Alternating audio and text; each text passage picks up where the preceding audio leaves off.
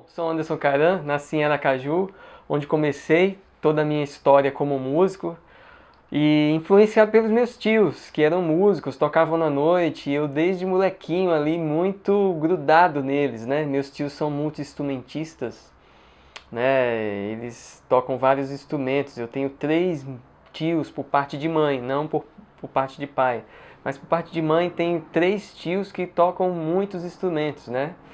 E eu passei depois disso a tocar na igreja, porque toda a minha família por parte da minha mãe é evangélica. E eu fui ali crescendo desde muito pequenininho na igreja, né? Desde os meus 7 anos. Nos meus 7 anos foi que eu sentei na bateria e comecei a tocar. E aí eu conheci alguns músicos, né?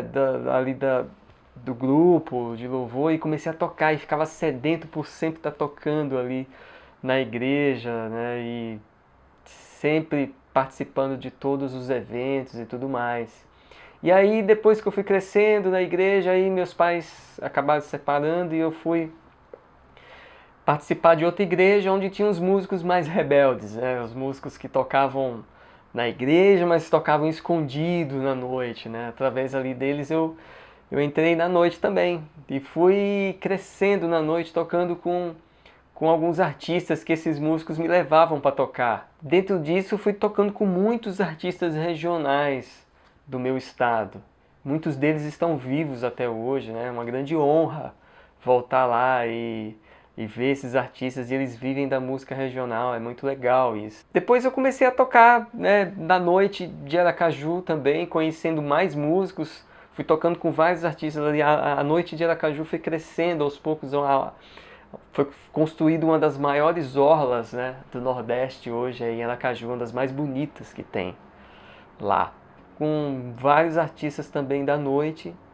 Fui conhecendo outros músicos, crescendo, tocando com esses músicos também que me levaram a tocar em outros lugares.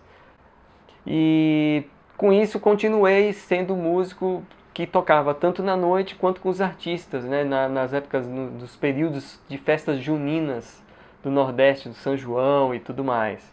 E aí fui crescendo, tocando com eles e conhecendo também mais músicos também, né? A questão do relacionamento. Até que um dia eu estava tocando num projeto chamado, que tinha num teatro em Aracaju, chamado 6h30. Então ele começava às 18h30 da noite ali, terminava por volta das 21h. E eu estava tocando com um artista regional, né? Tocando alguns ritmos regionais e MPB também. E aí nesse dia o artista principal da noite ia ser o Danilo Caymmi, né? O filho do Dorival Caymmi. E com ele estava tocando um pianista chamado Misael da Hora. E eu lembro dessa história até hoje, que foi muito marcante assim para mim. E eu ainda de menor ali, né? De menor de idade, né? Com os seus 17, 16 anos por ali. Ele me viu tocando, esse pianista me viu tocando e ficou olhando pra mim. E eu não sabia quem era ele, né? E ele ficou olhando e tal. Depois ele chamou o Danilo Caymmi pra vir ver eu tocando, porque essa turnê que eles estavam fazendo era só piano e voz, né? E aí depois que eu terminei, ele me chamou e disse: pô, cara, que legal, você toca muito bem.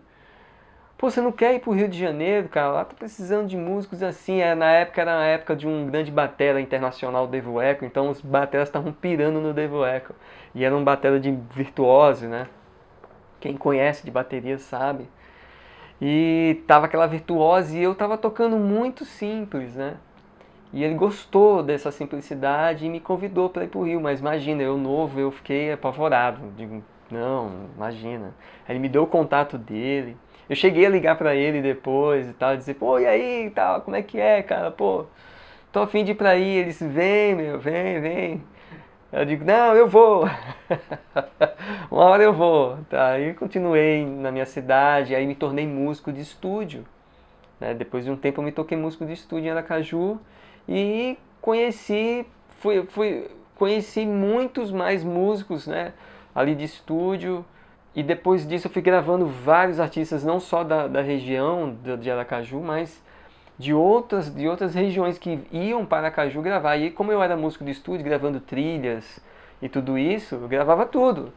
E certo tempo depois foi um produtor de São Paulo para lá, para Aracaju, né? E ele foi gravar um projeto chamado Foaxé, que era o forró com axé, né? E ele disse, e como ele era nordestino e já morava muitos anos em São Paulo, ele disse, cara, eu vou pra lá porque eu conheço uma galera lá da minha época, e a galera da época dele era a época que eu tava gravando com esses músicos. Eu era o músico mais novo do estúdio. E aí ele foi gravar por causa desses músicos antigos que ele conhecia, esse produtor, né? E aí chegou lá, eu era o batera do estúdio. E aí ele chegou, tal, ele chegou até com as partituras, né? Mas, cara, ninguém lia, né, naquela época. E aí ele trouxe pra ele ir acompanhando e dirigindo a base e tal. E aí eu fui gravando, mas eu achei muito interessante. Pô, cara, eu eu leio partitura também e tal. Eles, pô, que legal, você entende isso aqui? Eu digo, mas assim, agora na prática aqui eu não vou conseguir. E ele gostou da minha tocada também e ele me convidou para vir para São Paulo. Na época ele estava produzindo as Ronaldinhas, né, as ex-namoradas do Ronaldo, do jogador, né, e ele estava produzindo elas. Pô, se você for para lá, cara, agora eu vou te pôr numa produção lá das Ronaldinhas. Pô, vai. E eu, cara, naquela pilha, aconteceu a mesma coisa que aconteceu com o pianista do Danilo Caymmi. Eu digo, não, cara, pelo amor de Deus. Aí fiquei naquela, eu tava bem, tava gravando no meu estado, tava perto da minha família. E aí acabei não indo, né? Mas aí fiquei com medo e isso foi tudo em 1900 e bolinha. Não sei nem dizer que época que era aquela. Já devia ser por 97, 96, por ali. Pra não ir muito longe da minha família, eu resolvi, depois de um tempo, né, o que aconteceu comigo? Eu percebi que com o passar do tempo eu não iria criar uma realidade diferente da que eu gostaria de ter. Então eu olhava a realidade lá da minha cidade, eu digo, cara, eu não vou conseguir além disso, né? Eu não vou conseguir conquistar aquilo que eu quero, que é ter, cara, as coisas que eu gostaria de ter na época, era uma casa boa, um carro bom. Até poderia ter, né? Mas naquela época eu não pensava nisso, né? Eu pensava que eu só ia conseguir tudo isso e viver muito bem de música se eu criasse uma outra realidade, se eu fosse tocar com outros músicos, se eu saísse da minha cidade. Então foi isso que eu fiz, né? E teve um projeto novo que um amigo meu foi tocar pro Nordeste, ali em Salvador. Ele me chamou e eu não pensei duas vezes, fui embora. E fui morar em Salvador, e fiquei morando em Salvador por 1 ano e meio, mais ou menos, ali tocando nessa banda. E tentando fazer testes em algumas bandas de lá, mas aí não consegui tocar mais com ninguém. E fiquei naquela de, cara, quer saber de uma, bicho? Eu vou embora, eu vou para São Paulo. Aí liguei para esse produtor e disse, cara, tá tudo certo, posso ir? Ele disse, meu, vem. Só que é o seguinte, cara, não vem sem carro não, cara, porque você com instrumento, olha, aqui o negócio é longe, quando você for gravar, tocar, cara, se precisar se locomover, você precisa de carro, compre um carro. Aí lá vai eu, comprar um carro e toquei no São João naquela época com uma banda lá e arrecadei um dinheiro, comprei um carro e vim pra São Paulo sem conhecer a cidade. Passei 2 dias viajando dentro do meu carro. Sem, cara, eu só sabia o caminho de chegar, né? E quando eu cheguei, eu fiquei assim, de cara, que cidade que é essa, né? Onde que eu tô, mas é aqui que eu vou construir minha vida. Ou é agora ou não é mais. E eu digo, eu vou construir minha realidade agora, diferente.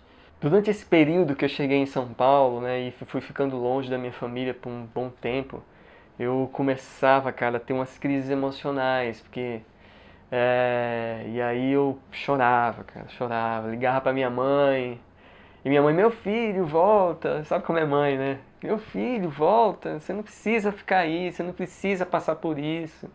Tem sua família, tem sua casa, tem suas coisas. E eu disse, não, eu vou ficar aqui, cara, eu vou pagar, eu decidi pagar esse preço, eu vou pagar, e é agora ou nunca. Eu quero viver de música, eu quero criar minha realidade, eu quero fazer acontecer. Fui adiante. E sofri, cara, sofri um bocado, porque fui morar em um lugar onde não tinha fogão, geladeira, não tinha televisão, passei apertado nesses tempos aí, pouco dinheiro para comer. Esse produtor começou a ligar de A a Z na agenda dele para eu gravar. Eu gravava as coisas dele e o dinheiro que eu gravava era o dinheiro para eu me sustentar ali um tempo, mas não dava. era pouco, né? Acabava logo. Ligava pro meu pai me ligava e dizia, e aí, como é que tá? Eu digo, não, pai, tá tudo certo, né? Mas meu pai, ele não era muito a favor de eu ser músico, tal, porque ele tinha aquela realidade de que músico não era profissão, né? Ele via toda a situação aí na minha cidade onde eu morava e acreditava que isso não poderia ser possível. Ele disse, ó, cara, se você escolheu isso, agora aguenta a onda. Aguenta a onda aí e bola pra frente. Se isso que você escolheu, é isso aí. Segura a onda e, né, vai atrás do seu sonho. Eu digo, tá bom, vamos nessa. E aí, cara, putz, aí eu tive que superar toda essa situação que foi muito pesada pra mim. E isso me custou, assim, uns bons dias de... Eu tive ali um início de depressão, um início de... Posso dizer que até síndrome do pânico, um pouco, por estar sozinho, né? Numa cidade desconhecida, passando dificuldade.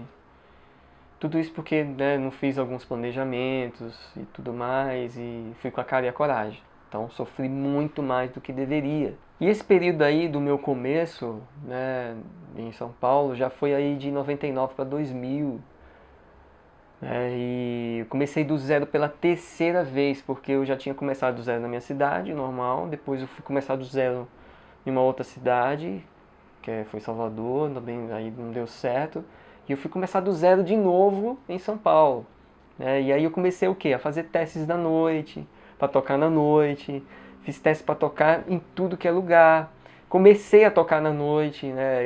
E aí foi a minha salvação, porque o dinheiro que eu ganhava na noite pagava ali as minhas despesas diárias de combustível no carro ali, que andava na reserva.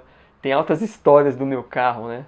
Andava na reserva, então eu colocava uma gasolina ali pra andar e separava um dinheiro para comer. Era só isso. Não tinha muito mais o que fazer. E aí eu fui ampliando a noite, fui tocando com mais gente, aí comecei a me aprimorar no instrumento, ter aulas de bateria, tal, com alguns professores. E depois disso, conhecendo outros músicos na noite, foi que eles me levaram também a tocar com banda de baile. Eu fui fazer um teste numa banda de baile, né? Nessa época também eu já estava começando a gravar projetos pequenos de outras pessoas, de fora do produtor que me trouxe. E aí tem uma história engraçada da banda de baile, porque quando esse percussionista que tocava na noite comigo me levou a tocar na banda de baile, o nome dele é Marinho. Ele me levou para fazer esse teste na banda de baile. E quando eu cheguei lá, e o dono da banda é Gabriel, o nome dele. E aí ele perguntou, cara, você conhece os anos 50? Eu disse, conheço. E os anos 60? Também. E 70? Também. Então beleza, então vamos passar aí algumas músicas. E eu não conhecia nada, não sabia nada. Eu não sabia. Eu digo, cara, e agora? O que eu faço? Porque eu preciso garantir esse trampo, eu preciso dar esse olé aqui para garantir esse trampo. Que era um trampo melhor, me pagava melhor do que na noite. Cara, o que eu ganhava a semana inteira tocando na noite, eu ganhava em um baile. Eu ia ganhar em um baile. Então eu tava com sangue no olho com aquele negócio, né? E aí ele disse, então vamos lá. E o que eu fiz? Eu peguei o teclado e digo, cara, dá a contagem aí. E aí, puta, eu saí tocando. Porque se ele desse a contagem, eu já sabia o andamento. E eu saía tocando. E ele dava a contagem, eu saía tocando qualquer coisa. E aí, cara, tocando qualquer coisa. E aí passou uma música, passou outra, passou os anos 60, 70, aí depois terminou lá o teste, aí o dono da banda me chamou e disse, ó, cara, você não sabe nada dos anos 50, nem 60, nem 70. Mas eu gostei de você, eu gostei da sua tocada e, cara, eu vou te colocar na banda. Eu digo, ufa, graças a Deus. E aí entrei na banda e foi minha salvação, cara, porque aí eu pude sair da noite, que eu já estava gravando alguns projetos pequenos, saí da noite e fui tocar nessa banda e comecei a fazer muitos bailes, né, por São Paulo, interior de São Paulo. E daí, cara, essa base dessa banda foi muito louco porque esse produtor era o produtor do grupo Ruge. E aí surgiu a versão masculina do Popstars no SBT. E aí, adivinha a banda que ele levou? Ele levou a base da banda dele. E era eu que estava lá, né, como baterista. Aí comecei a tocar com o Bros. Depois fui tocar com o Ruge também, com o projeto Popstars do SBT. E muito massa. E aí a minha vida de gravação começou a acontecer também, mais forte, né? Eu fui gravando muito mais artistas. Nesse período eu comecei a gravar artistas até maiores, né? Por conta do conhecimento que eu fui tendo no mundo da gravação. Aí foram vários artistas, né? Cheguei a gravar Zezé de Camargo e Luciano, Jean Giovanni, Rick Renner, Maurício Matar,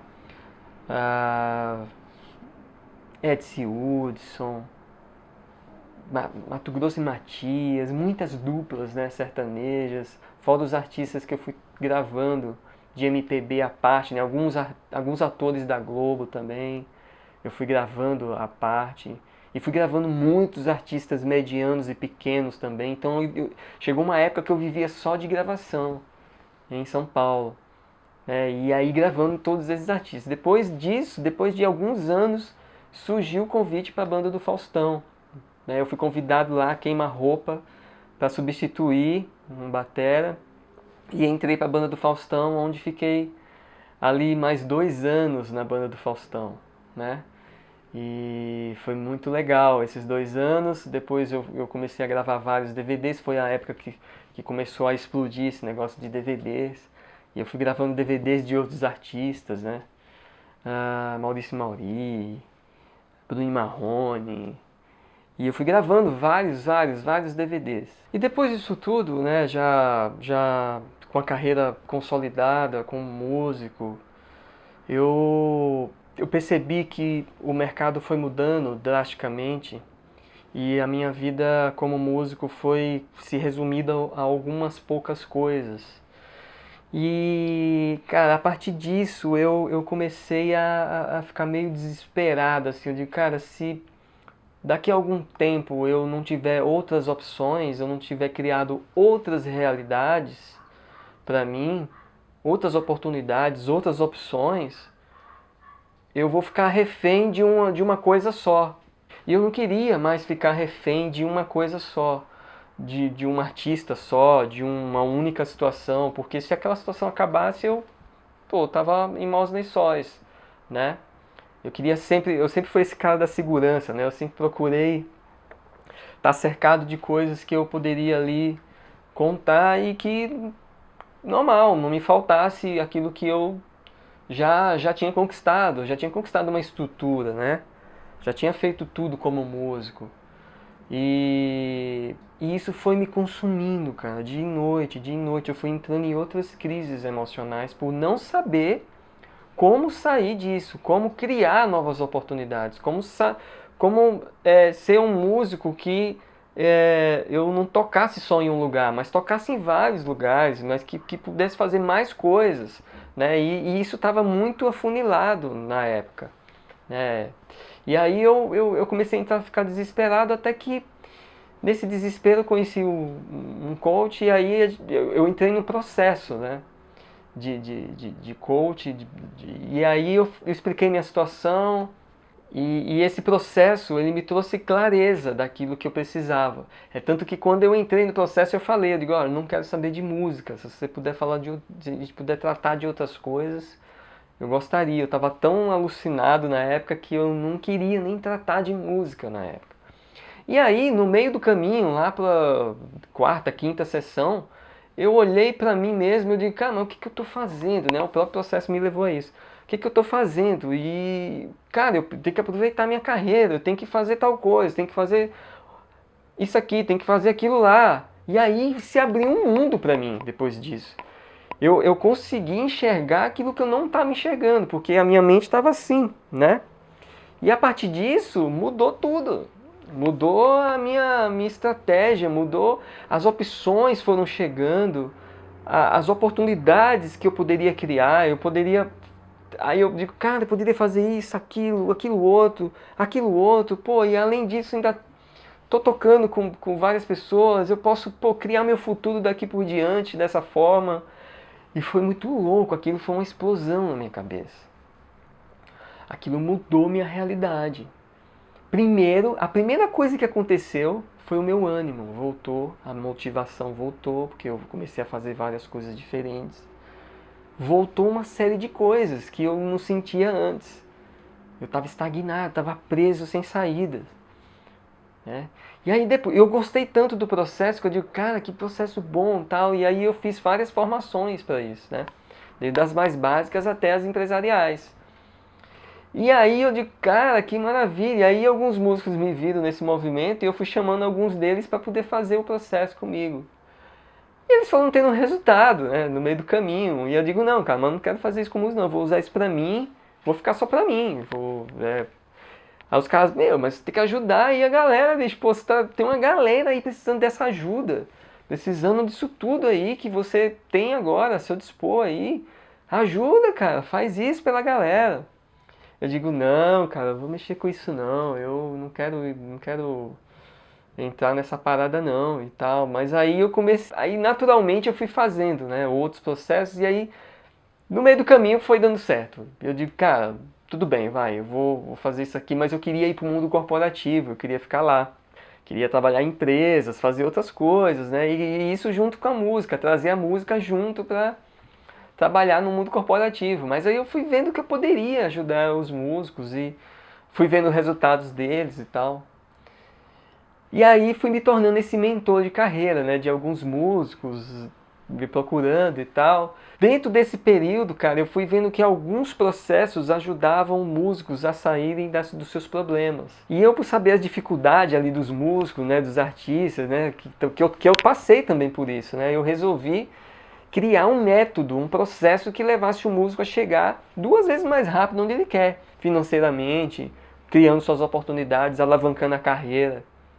Criei esse processo, né? Muitos outros músicos questionaram, mas como assim, cara, existe esse processo aí, né, que muda a vida do músico? Eu digo que sim, existem vários problemas que eu enxergo como básicos na classe musical. Um deles é a falta de clareza para conquistar os sonhos, os objetivos, que era o que eu não tinha na época também, e ajudei muitos, eu passei a ter e ajudei muitos músicos a ter, né, a saber onde eles querem chegar, construir esse caminho, ter esses resultados, mudar a vida financeira deles, né, para eles ganharem o que eles querem ganhar. Não só onde você quer chegar como músico, né? E muitos músicos não têm isso claro, não sabem o caminho, não descobriram esse caminho. Porque às vezes o músico sabe o que ele quer, mas ele precisa saber o caminho para chegar nesse lugar onde ele quer. E quando ele sabe esse caminho para chegar onde ele quer, ele precisa de ações, da caminhada, saber o que ele vai fazer todos os dias para continuar no caminho para chegar onde quer. Mas o problema, muitos músicos tinham essa clareza, né? Eles até estavam no caminho, tem alguns que já estavam fazendo algumas coisas, mas eles paravam na quarta etapa, que é a consistência, que é você fazer apesar dos problemas, né? Quando os problemas surgem, você ter foco na solução, você saber como resolver, aquilo não te parar no caminho, não te parar emocionalmente, não te parar financeiramente. Você continuar caminhando, continuar vivendo de música, caminhando para onde você quer chegar. E aí você chega no quinto passo, que é a conquista. O que os músicos conseguem com esse método, que é o método 2x? Isso vai desde viver de música no Brasil a construir família, criar oportunidades que dependam mais do músico do que de outras pessoas, de fato do mercado, como fazer network, como fazer relacionamento. Tudo isso é importante para o músico. Criar até um negócio para ele, sabe? Muitos músicos querem criar aí um negócio para eles, para poder eles mesmos serem o dono daquilo que eles produzem, né? Quebrar as crenças limitantes, tudo isso o método ele reúne, no método 2x, leva o músico a trilhar esse caminho. E essa é a minha missão hoje, é levar músicos, artistas a viverem os seus sonhos. Porque um dia eu tive os meus sonhos, eles foram conquistados e eu passei por várias etapas nesse processo. Entendo do processo, passei por eles, agora eu entendo como levar músicos a isso também. Eu não quero ensinar um curso, eu quero transformar músicos. Fazer eles terem o sucesso que eles querem ter. Seja o que for sucesso para eles. Se for financeiro, se for ter qualidade de vida, se for construir família, seja o que for o sucesso para esse músico. Essa é a minha missão, levar músicos a construírem suas histórias, e histórias que eles têm orgulho de contar lá na frente. Assim como eu tenho a minha. O músico ele não pode viver só para pagar conta. Eu não acredito nisso. Eu não acredito que o músico tem que só pagar conta, pensando desesperadamente no dia de amanhã, no que tem que fazer hoje para pagar a conta amanhã. Eu não acredito nisso. Eu acho que a vida pode ser mais. A vida do músico pode ser mais. A vida do artista que canta, do cantor, né, que está batalhando aí, ele pode ser mais. Tem uma forma de você construir um caminho para isso. Existe um caminho. Existe formas que o músico pode colocar na realidade dele. Dentro da realidade dele, ele pode criar outras coisas para ele, né? Muitas vezes o sonho é grande, mas se é investigado e você vê que não é realista, o músico vê que não é realista, ou ele diminui o sonho ou ele expande a realidade dele. Foi o que eu fiz, eu expandi minha realidade. Eu fui para o mundo.